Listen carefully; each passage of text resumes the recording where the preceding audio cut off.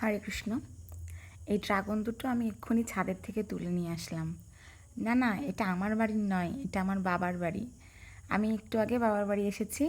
আর আমার যেহেতু ড্রাগন ফলটা খুব পছন্দের একটা ফল, আমি এসেই আগেই ছাদে গিয়েছি। ছাদে গিয়ে দেখছি দুটো ড্রাগন মোটামুটি পেকেছে। আমি বুঝতে পারিনি ড্রাগনটা ভিতর থেকে এরকম হবে। আমি ফট করে দেখেই তুলে নিয়ে চলে এসেছি। নিচে এসেই কাটতে বসেছি। এখন দেখছি ড্রাগনটার ভিতরটা কীরকম সাদা সাদা। আরও 2 দিন গাছে থাকতো, কিন্তু আমার আর সহ্য হচ্ছিল না।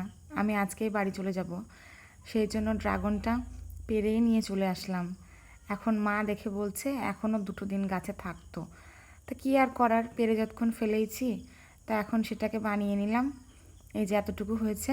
আর দেখুন, একটা ড্রাগন তো বেশ কাঁচা, আর একটা একটু পেকেছে। তবু আর 2 দিন থাকলে ভালো হতো।